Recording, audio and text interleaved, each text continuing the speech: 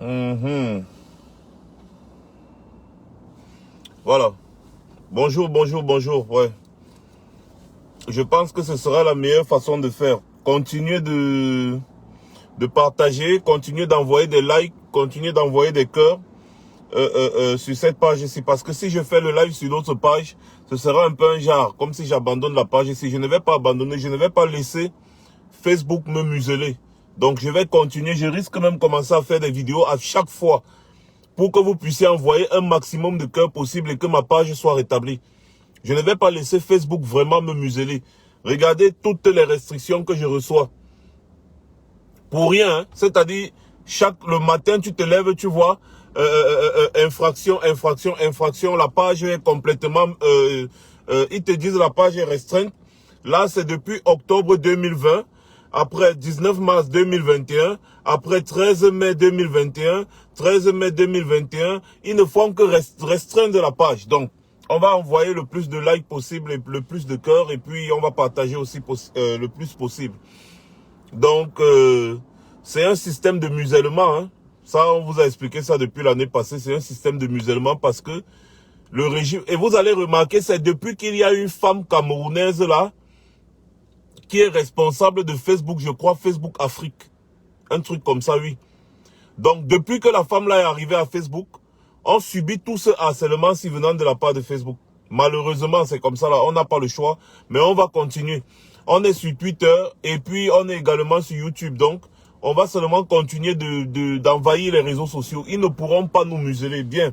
Donc, je fais cette vidéo rapidement, pour vous demander de vous préparer le soir. Ce soir à 21h30, heure de Paris.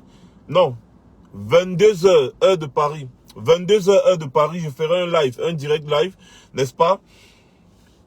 Pour crier non seulement mon ras-le-bol, mais pour appeler la jeunesse camerounaise à une prise de conscience vraiment collective. Depuis on le fait, mais on doit continuer de le faire.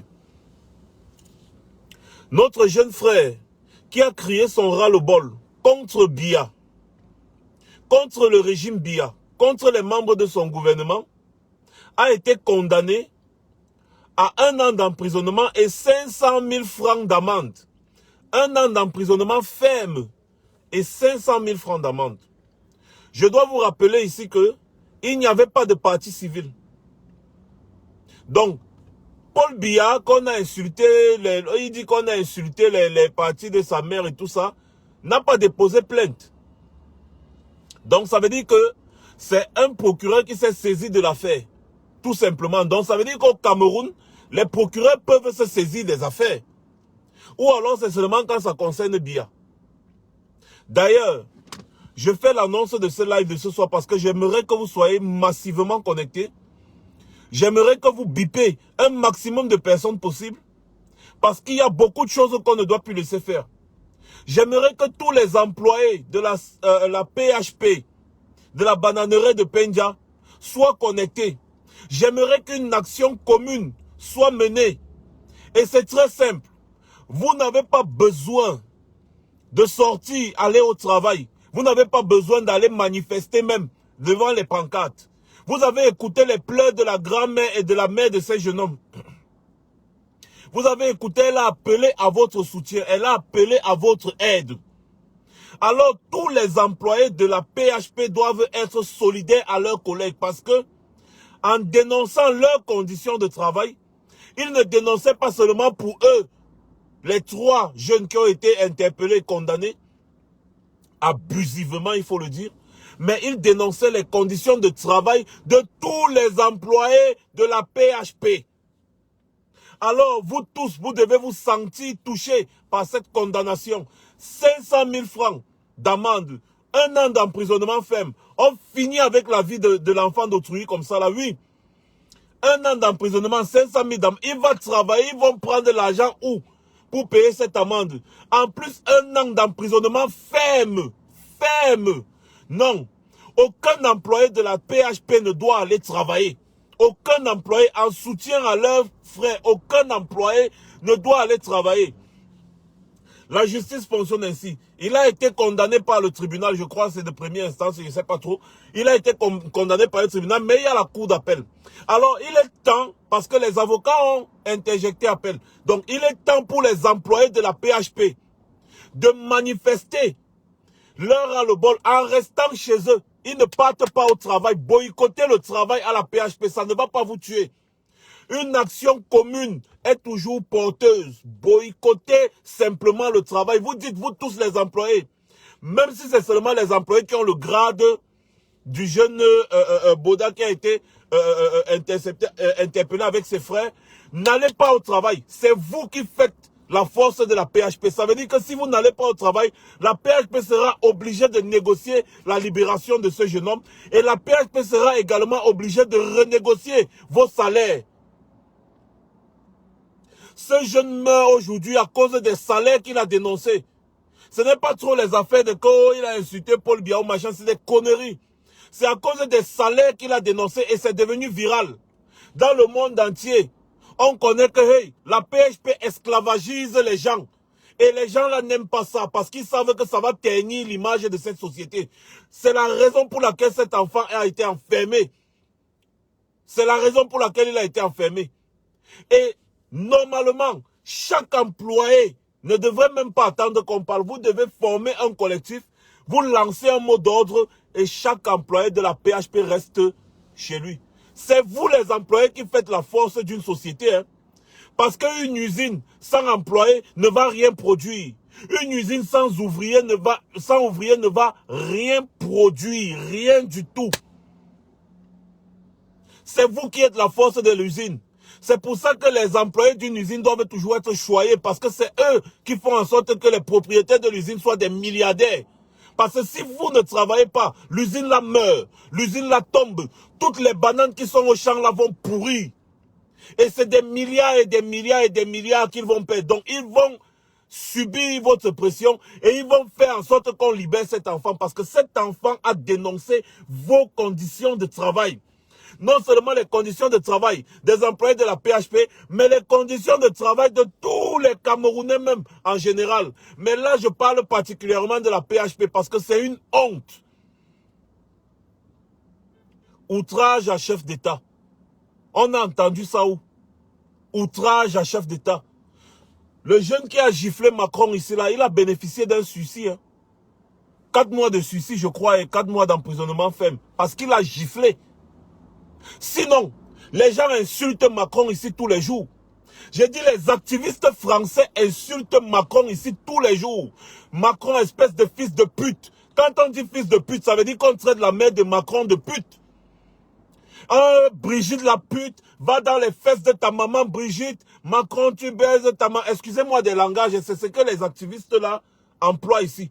J'ai dit tout le temps, les activistes français, allez suivre les gilets jaunes. Même en face, à une sortie de Macron, quelqu'un a dit à Macron, va te faire foutre. En face de Macron, il lui a dit, va te faire foutre. C'est la première fois, ça arrive que des gens soient vraiment en colère. Ce n'est que la parole.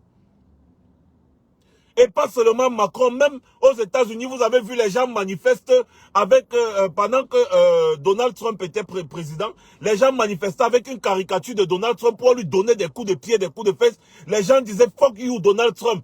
Fuck you Donald Trump. Donald Trump, les États-Unis, c'est le pays le plus puissant du monde. On insulte le président là-bas matin, midi, soir parce qu'on veut lui mettre la pression pour qu'il travaille bien. Chacun a sa manière d'exprimer sa colère tant que c'est avec la parole.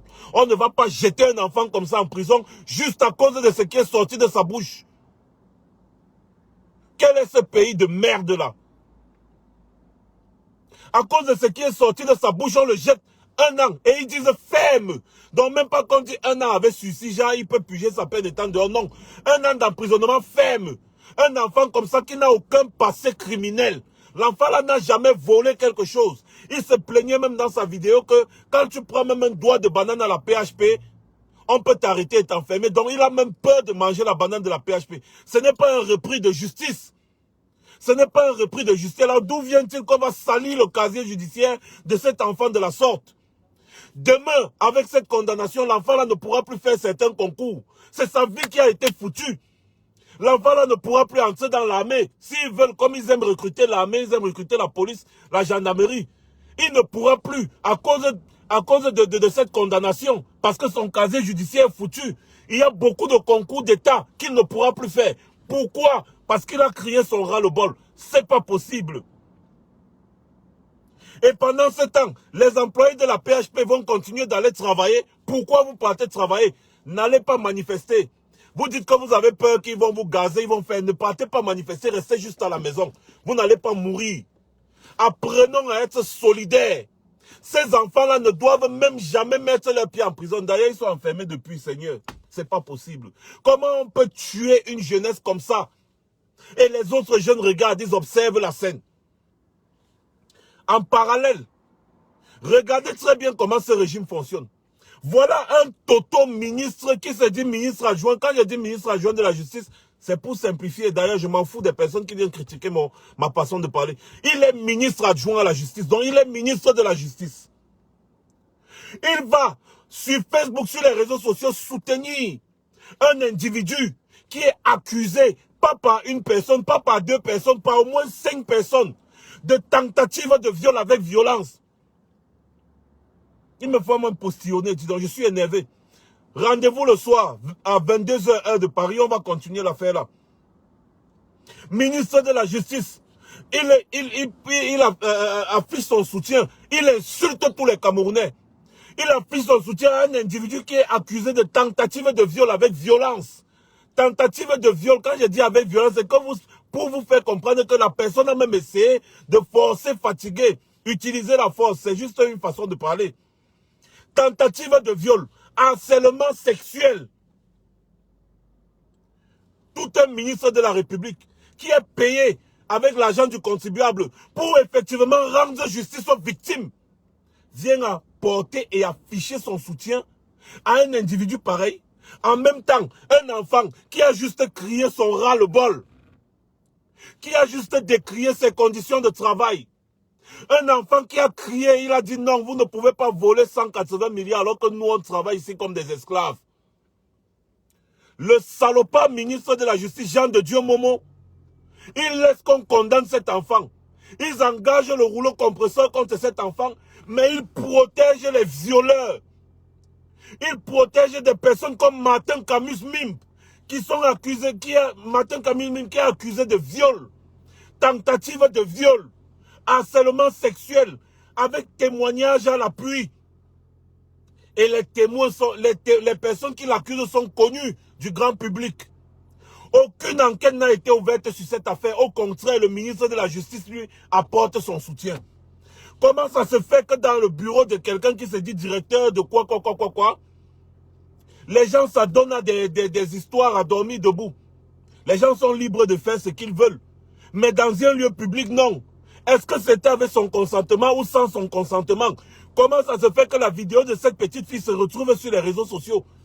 Autant de questions qui ont besoin de réponses. Et c'est le rôle d'un ministre de la Justice. Demander à tous les procureurs, à un procureur disponible de se saisir de cette affaire. Regardez, il y a eu une vidéo qui est passée ici où le ministre de la Justice française s'est fait prise à partie par un citoyen français. Le citoyen là ne mâchait pas ses mots. Il lui disait, dis donc, va te faire foutre, va travailler, tu n'as rien à faire ici, va travailler, tu es ministre de la Justice. Va dans ton bureau, on ne t'attend pas à boire un café pendant que les Français ont des problèmes. Va dans ton bureau travailler. C'était une façon hautaine et arrogante de parler au ministre là. Si c'était au Cameroun, ce qu'on a tué le gars là une fois. Non. Ce qui arrive à celui-ci aujourd'hui t'arrivera à toi demain. Chaque employé qui part travailler à la PHP après cette condamnation est un collabo. Le soir, je vais vous montrer la vidéo de la maman là. La vidéo de la maman là qui pleure. Elle appelle au soutien de la diaspora et au soutien des Camerounais parce que son fils et ses amis subissent une injustice à nul autre pareil. C'est incroyable, inadmissible, intolérable, insoutenable. Quand on fait le parallèle, ministre de la Justice il soutient un violeur patenté, un prédateur sexuel. Un prédateur sexuel. Et de l'autre côté, le même ministre de la Justice utilise le rouleau compresseur pour condamner un jeune qui a juste dénoncé des choses. On dit outrage à chef d'État et propagation de fausses nouvelles. Oui, il a juste parlé. Je préfère quelqu'un qui m'insulte tous les jours à quelqu'un qui viole les enfants d'autrui. Je préfère quelqu'un qui m'insulte tous les jours à quelqu'un qui harcèle sexuellement les enfants d'autrui. Voilà le pays dans lequel nous vivons. Et le ministre là est toujours en fonction. Alors qu'il est payé par l'argent du contribuable. Alors qu'il est payé avec l'argent des Camerounais. Pour protéger les Camerounais, pour rendre justice. Mais non, lui il protège les bourreaux. Il met les victimes, il met les victimes en prison. Il est payé pour protéger la population. Il est payé pour rendre justice. Il n'est pas payé pour soutenir les bourreaux, les violeurs. Seigneur, yesh. Les gars, vous savez, rendez-vous ce soir à 22 h. Partagez un maximum l'annonce. Ce soir à 22 h. Je vais vous présenter la vidéo de la pauvre maman qui pleure à chaudes larmes. De la grand-mère du jeune garçon qui pleure à chaudes larmes. Et on va ensemble, essayons de mener une campagne pour que la PHP n'ait aucun ouvrier jusqu'à ce que le jeune la sorte. Et nous sommes capables de le faire. Si on fait un maximum de tapage sur cette affaire, ce jeune-là va sortir. Parce que cette condamnation est un abus. Comme tant d'autres, mais c'est un abus. Et parfois, ça peut être le déclencheur pour une révolte populaire, parce que ça, c'est de trop. Les ministres qui ont détourné 180 milliards de l'argent du Covid bénéficient d'une présomption d'innocence. Ils sont toujours aux activités, ils travaillent. Un jeune qui pleure à chaudes larmes, qui dénonce ses vols, est en prison aujourd'hui. Et on met une amende qui sera incapable de payer. On le met en prison pour 1 an ferme. Juste parce qu'il a parlé. Imaginez un peu si le régime Yaoundé met la main sur nous. Vous voyez, c'est des sanguinaires. Aujourd'hui, c'est ce jeune-là. Demain, ça peut être toi qui es au Cameroun qui me regarde là. Donc, les gars, rendez-vous ce soir à 22 h, heure de Paris, pour le direct live. Je vais arriver sur Jean de Dieu Momo et sur la justice camerounaise là. On va courir. C'était Max Seigneur Ivoire.